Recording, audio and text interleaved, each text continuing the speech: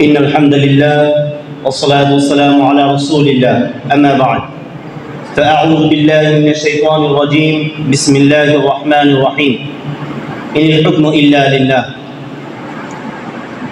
ওই মহান রব্বুল আলামিনের দরবারে লাখো কোটি শুকরিয়া যেই মহান রব্বুল আলামিন উম্মাহের এই ক্রান্তি লগ্নে আমাদেরকে অত্যন্ত ভালোবেসে মহব্বত করে এরকম একটা মাজলিসের আয়োজন করার তৌফিক দান করছেন এবং এখানে আসার তৌফিক দান করছেন।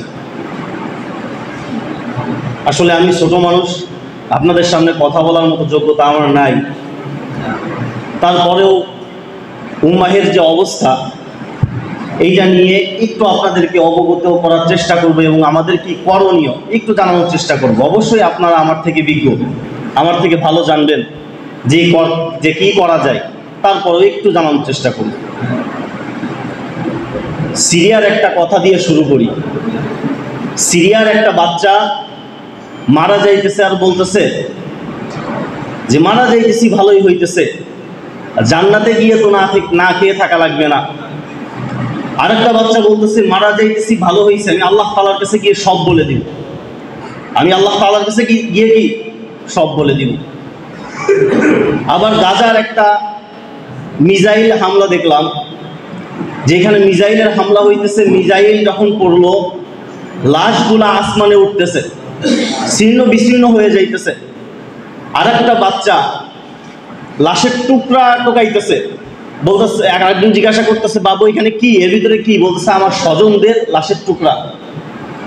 আর একটা বাচ্চা গাড়ি থেকে নামতেছে, তার ব্যাগ দিয়ে টপ টপ করে রক্তের ফুটা পড়তেছে, তার কাছে জিজ্ঞাসা করা হলো ব্যাগের ভিতরে কি? বলতেছে আমার বোনের মাথা। আপনি ভাবতে পারতেছেন যে আমার ভাই আমার বোন তাদের কি অবস্থা?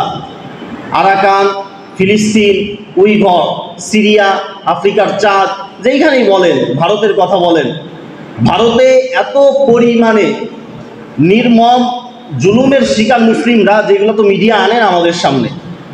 এই যে রামনবমী গেল ওদের, এর ভিতরেই 4-5 দিন আগের ঘটনা, মসজিদের সামনে সবাই উন্মুক্ত তলোয়ার নিয়ে, রামদা নিয়ে ডিজে গান বাজাইতেছে এবং লোককে পিটাইতেছে এবং মসজিদগুলাকে ধ্বংস করে দিতেছে। এরকম ঘটনার সম্মুখীন আমরা হয়েছি বিগত 16 বছরে দেখছি। আমরা বিগত 16 বছরে কি আমরা দেখছি, এখনো হবে ইনশাআল্লাহ তাআলা। আল্লাহ না করুক এরকম যেন না হয়, আল্লাহ তাআলা যেন না করেন এরকম, কিন্তু এরকম হবে। কারণ ওই ভাই একটা কথা বলে গেলেন, যত বেশি জুলুম আমাদের উপরে আসবে তত আমাদের বিজয় সন্নিকটে চলে আসবে। যত কি আমাদের উপরে জুলুম বেশি হবে তত কি আমাদের বিজয় সন্নিকটে চলে আসবে। আজকে দেখেন আরাকানের কেন এই অবস্থা, ভারতের কেন এই অবস্থা, হুট করে বাংলাদেশের মানুষ কেন এই 20 বছর 25 বছর পরে কালো পতাকা চিনে গেল? কালেমার পতাকা কিভাবে হুট করে মানুষ চিনল? কিভাবে যুবকদের ভিতরে বাবরির একটা ট্রেন্ড চলে আসলো, বাবরিকে ভালো লাগা শুরু করলো? কিভাবে তারা তাওহীদ শব্দটা বুঝলো? কিভাবে তারা তাগুত শব্দটা বুঝলো? কিভাবে তারা কুফর শব্দটা বুঝলো? এই শব্দ তো আগে ছিল না। যুবকদের ভিতরে তো এইরকম ভিতরে এত জ্বালা ছিল না যে কালেমার পতাকা নিয়ে মিছিল দিতে হবে। তাদের ভিতরে এরকম তো ছিল না ইসরায়েলি পণ্যকে বয়কট করতে হবে। কিভাবে আল্লাহ তাআলা তাদের ভিতরে এটা ঢেলে দিল? এই যে আমরা যে ভূমিটা আছি, এই ভূমিটাকে কুমারী ভূমি বলা হয়। এই ভূমিটাকে কি কুমারী ভূমি বলা হয়? কারণ আল্লাহ তাআলা এই ভূমিতে এখনো পর্যন্ত ওই লেভেলের কোনো জাং দেন নাই, ইসলামিক কোনো জাং এখন পর্যন্ত এই ভূমিতে হয় নাই, যে যার জন্য এই ভূমিটাকে কুমারী বলা হবে না। এই জন্য এই ভূমিটা এখন পর্যন্ত কুমারী। আমার আপনার দ্বারা আল্লাহ তাআলা এই ভূমিতে কাজ নিবে বিধায় আল্লাহ তাআলা এইরকম জুলুমের সম্মুখীন আমাদেরকে করতেছে। এই যে উম্মাহ পরিষদের সভাপতির সাথে আমি 10 দিন ইতিকাফে বসছিলাম, তখন একটা আলোচনা করতেছিলাম, তখন বলতেছিলাম যে এই যে তাদের উপরে এত জুলুম হইতেছে, আমাদের উপরে জুলুম হইতেছে না, এটার কারণ কি? তখন সুন্দর একটা উত্তর দিলেন। তিনি বললেন যে তারা তো ছাত্র, এই জন্য তাদেরকে পরীক্ষা করা হইতেছে, আমরা তো এখনো ছাত্রই না, আমাদের পরীক্ষা কিভাবে হবে? তুমি তো স্কুল কলেজ এখন পর্যন্ত ভর্তি হই নাই, যদি ভর্তি হই তাহলে আমাদের পরীক্ষা আসবে, আর তারা ভর্তি হয়ে গেছে, এই জন্য তাদের পরীক্ষা হইতেছে। তাদের ইমানি তেজ, ইমানি তাজাল্লি এত বেশি, আল্লাহ তাআলা তাদেরকে প্রস্তুত করতেছে ইমাম মাহাদির সৈনিক হওয়ার জন্য। আল্লাহ তাআলা তাদেরকে প্রস্তুত করতেছেন কালো পতাকাবাহী দলের সঙ্গে থাকার জন্য। আমি আপনি তো সেই প্রস্তুতি গ্রহণ করতেছি না। আমি আপনি তো ইলহাক বিল কাফেলা, ওই কাফেলাকে খুঁজতেছি না, ওই সত্যের কাফেলাকে খুঁজতেছি না। আল্লাহ তাআলা এই জমিনে আমাদের দ্বারা কাজ নিবে কি এমনি এমনি আমাদেরকে কাজ সামনের উপরে উপস্থিত করে দিবে? এমন না, প্রস্তুত হইতে হবে এবং প্রস্তুত করতে হবে এই জমিনকে। এত জুলুম নির্যাতন হইতেছে তাদের উপরে, ভাবতেছেন যে আমাদের উপরে জুলুম আসবে না? আমাদের উপরে জুলুম খুবই কাছাকাছি চলে আসছে। ভারতের এই যে বর্ডার দেখতেছেন, আসলে জাতীয়তাবাদের কথা যেটা বলতে গিয়ে ভাই থেমে গেলেন। জাতীয়তাবাদের বিষয়গুলো এমন যে একটা পিঁপড়া, কোন একটা গবেষণায় দেখা গেছে একটা পিঁপড়া যখন একটা কাঁচের গ্লাসের উপরে রাখা হয় এবং ওই কালো দাগ দিয়ে যখন তাকে আটকায় দেওয়া হয়, সে ওই গণ্ডির বাহিরে বের হইতে চায় না, এবং যখন তার সামনে আরেকটা দাগ দিয়ে দেওয়া হয় তার জায়গা ওই গণ্ডির ভিতরে চলে যায়, সীমিত হয়ে যায়, আস্তে আস্তে যায়, দাগটা যত বেশি ছোট করা হয় সে তত ছোট সীমাবদ্ধতার ভিতরে আটকে যায়। ঠিক আমাদের অবস্থা হয়ে গেছে এইরকম। আমাদের এই জাতীয়তাবাদের বেড়াগুলা দিয়ে আজ বাংলাদেশের ভিতরে আমাদেরকে আটকায় রাখা হয়েছে, ওই ভারতের মুসলিমদেরকে ভারতের ভিতরে আটকায় রাখা হয়েছে, ওই ফিলিস্তিনের মুসলিমদেরকে ফিলিস্তিনের ভিতরে আটকায় রাখা হয়েছে এই জাতীয়তাবাদের বেড়ার কারণে। অথচ এরকম তো হওয়ার কথা ছিল না।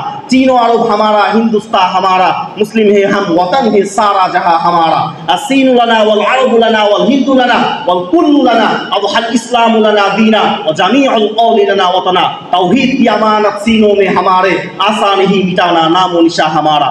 আসলে আমাদের তো এই চীন, ভারত, হিন্দুস্তান সমস্ত দুনিয়াটাই তো মুসলিমদের। আল্লাহ তাআলার জমিনে আল্লাহ তাআলার হুকুম চলবে, ইনিল হুকমু ইল্লা লিল্লাহ, আল্লাহর জমিনে আল্লাহর হুকুম চলবে, এখানে তো অন্য কারোর হুকুম চলবে না।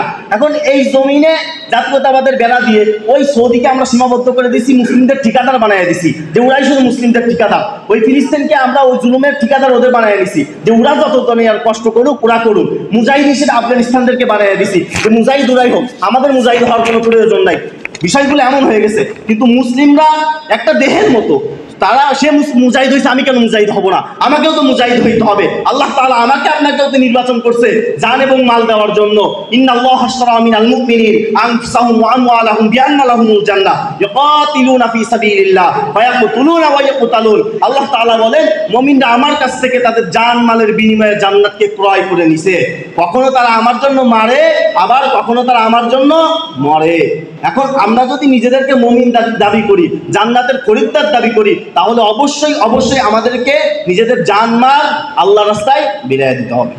এখন আমাকে আপনাকে প্রস্তুত করতেছেন আল্লাহ তাআলা, কিন্তু আমি আপনি প্রস্তুত হওয়ার জন্য প্রস্তুতি না। প্রস্তুত হওয়ার জন্য কি প্রস্তুতি না। এই কুমারী ভূমিটা আল্লাহ তাআলা আমাদের জন্য উন্মুক্ত করে দিতেছেন, আমাদের জন্য এত কাজ সামনে এনে দিতেছেন, কিন্তু আমরা এগুলো নিয়ে গবেষণা করতেছি না, জানতেছি না। ওই তিতুমির, ওই দুদুমিয়া, এদের চিন্তা কি ছিল? এদের চিন্তা কি ছিল?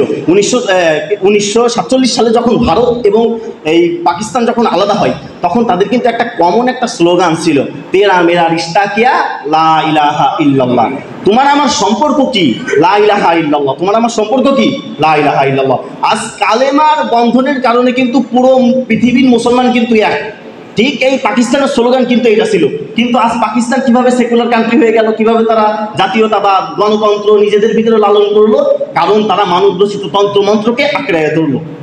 মানব রচিত তন্ত্রমন্ত্রকে কি আঁকড়াইয়া ধরলো? আচ্ছা, আমি ছোট্ট একটা উদাহরণ দিই যে আপনার সামনে সুন্দর 2 গ্লাস দুধ রাখা হয়েছে, এখন কাঁচা দুধ, এখনো জাল দেওয়া হয় নাই। এখন বলা হইতেছে আপনাকে যে এই 2 গ্লাস দুধ আপনি যে কোনো এক গ্লাস দুধ খাবেন। এখন সেই লোকটা জিজ্ঞাসা করতেছে যে এই দুধটার ভিতরে কোনটা খাইলে কি ফায়দা? বলতেছে যে এই যে পাশে ডান পাশের যে দুধের গ্লাসটা আছে এটা খুবই স্বচ্ছ, খুবই পরিষ্কার এবং এর ভিতরে ভিটামিন আছে, আপনি এটা খাইতে পারেন নির্দ্বিধায়। কিন্তু বাম সাইডে যেটা আছে এটা দুধ দহন করার সময় আমার সন্দেহ হইতেছে এই গরুর চুনার 2-1 ছিটা ফুটা যাইতে পারে। এখন আপনি কোনটা নেবেন? অবশ্যই ডান পাশেটা নেবেন।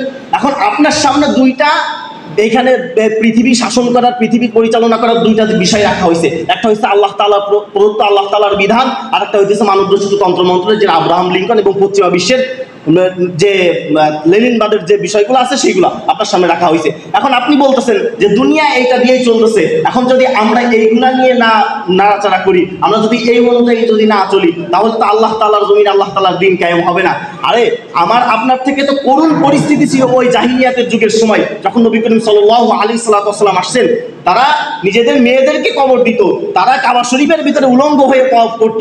তাদেরকে যদি আল্লাহ রসুল দাওয়াতের মাধ্যমে, কিতাবের মাধ্যমে যদি দুনিয়ার ভিতরে যদি আল্লাহ রসুল যদি দিন কায়েম করতে পারে, আল্লাহ তাআলার বিধান যদি দুনিয়ার ভিতরে কায়েম করতে পারে, তাহলে আমাদের করুণ পরিস্থিতি তো এমন হয়ে যায় নাই যে আমরা পারবো না।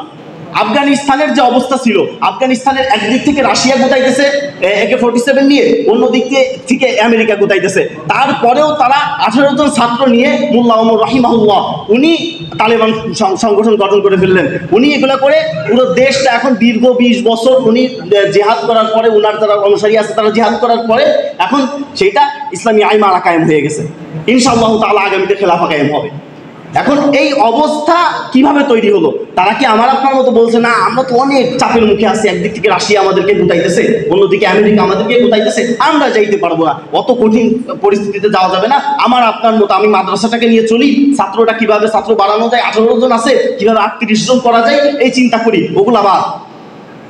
আমার আপনার ক্ষমতা আল্লাহ তাআলা দিচ্ছেন, আল্লাহ তাআলা তো নিজেই বলছেন তুমি যেটা পারবা না সেটা তো আমি তোমার উপর চাপাই দিব না। আমার আপনার উপর আল্লাহ তাআলা এটা দিতেছেন কি কারণে? আমি আপনি পারবো বিধায় আল্লাহ তাআলা আমার আপনার উপর চাপাই দিতেছে।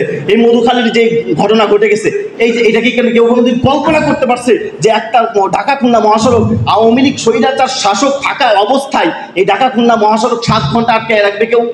কেউ কল্পনা করতে পারছে? কিন্তু তারপরেও তাওহীদি জনতা এই ঢাকা খুলনা মহাসড়ক 7 ঘন্টা আটকে রাখছে, এবং তার প্রচণ্ড গরমের ভিতরে, তখন বাংলাদেশে হিট ওয়েভ চলতেছিল, এই রোড এত পরিমাণে গরম, তার উপরে মানুষজন জোহরের নামাজ আদায় করছে। তাদের চেতনায় এই পর্যন্ত সীমাবদ্ধ দেখে তারা এটুকু করতে পারছে। এখন তাদের চেতনা যদি আরও বাড়ায়, তারা যদি বাংলাদেশের গণ্ডির থেকে যদি পৃথিবীর পুরো সীমানার ভিতরে তাদের চিন্তা ভাবনা নিয়ে যায়, তাহলে তাদের ক্ষমতা ইনশাআল্লাহ তাআলা আরও বাড়বে। তাদের কি করণীয় তারা বুঝতে পারবে, তারা গবেষণা করতে হবে, জানতে হবে যে আমার আপনার করণীয় কি, আমার আপনার ক্ষমতা কতটুকু। আমি যদি ক্ষমতায় আমার না জানি আমার কতটুকু ক্ষমতা আছে, তাহলে আমি কিভাবে করব? এই জন্য ক্ষমতা জানতে হবে। এই জন্য এই যে সংগঠনের কথা বলতেছে, আমি আসলে সংগঠন যে করতে হবে এমন না আপনাদের, কিন্তু একতা হইতে হবে, আমি এই কথার উপরে বিশ্বাসী। একতাবদ্ধ হইতে হবে কি, আমি এই কথার উপরে বিশ্বাসী। আপনি একতাবদ্ধ হন, সেটা যে ব্যানারে হোক, সেটা জাতীয়তাবাদের ব্যানারে না হোক, কিন্তু আল্লাহ তাআলার জন্য যে কোনো একটা ব্যানারের মাধ্যমে আপনারা একতাবদ্ধ হন। একতাবদ্ধ হয়ে মাজলুমদের পাশে দাঁড়ান, যে অন্যান্য যত সামাজিক কাজ আছে সেগুলা করেন। আল্লাহ তাআলা আমাদের সকলকে বুঝদান করুক, আল্লাহ তাআলা আমাদের সকলকে মানার তৌফিক দান করুক। আমিন ইয়া রাব্বাল আলামিন।